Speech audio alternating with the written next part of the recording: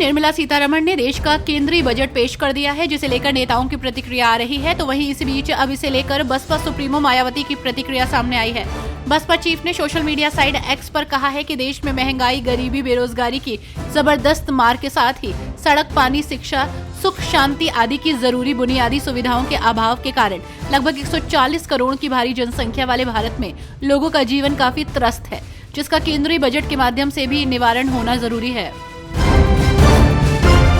महाकुंभ में हुई भगदड़ के बाद अब पहली बार सीएम योगी प्रयागराज पहुंचे हैं। यहां सीएम ने एक कार्यक्रम में हिस्सा लिया और इस दौरान सीएम ने मौनी अमावस्या के दिन मची भगदड़ का जिक्र करते हुए कहा कि उन संतों का अभिवादन करता हूं जिन्होंने मौनी अमावस्या के दिन समन्वय से काम किया। सनातन धर्म के लिए योगदान देने की बात आती है तो आगे रहते हैं। अखिलेश यादव के चाचा शिवपाल ने वित्त मंत्री के बजट भाषण पर नाराजगी जाहिर करते हुए सोशल मीडिया साइट एक्स पर पोस्ट किया। उन्होंने लिखा, बेहतर होता कि वित्त मंत्री जी कुंभ के बजट के साथ ही वहां फैली अव्यवस्था और असंवेदनशीलता की भी चर्चा करती। महाकुंभ जैसे गौरवपूर्ण, भव्य और पवित्र आयोजन में आए श्रद्धालुओं के लिए असल जमीन पर प्रबंधन करने की जगह प्रदेश सरकार मीडिया प्रबंधन और झूठे प्रचार में लगी है। यूपी के गाजियाबाद के साहिबाबाद में पेट्रोल पंप के पास खड़े एलपीजी गैस सिलेंडर से भरे ट्रक में भीषण आग लग गई। ट्रक में बड़ी संख्या में भरे गैस सिलेंडर थे।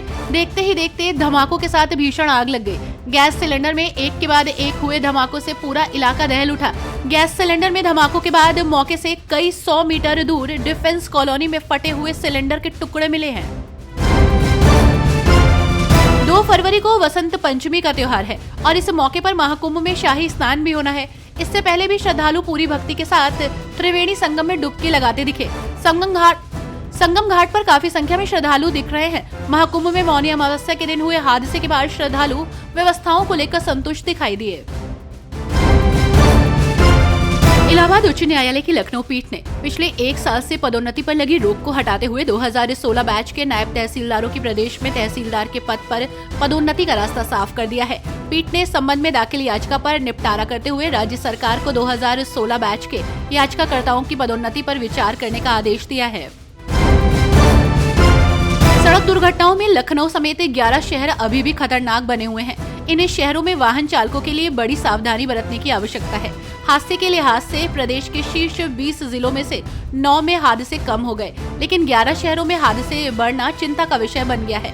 हादसे बढ़ने वाले जिलों में लखनऊ भी शामिल है। अब इन शहरों में हादसे रोकने के लिए नए सिरे से रोड सेफ्टी सेल योजना बना रहा है। यूपी में बिजली विभाग ने बकायेदारों के खिलाफ बड़ी कार्रवाई की है। मिर्जापुर के दीपनगर विद्युत पावर हाउस अंतर्गत 3 बड़े बकायेदारों के कनेक्शन काट दिए गए हैं।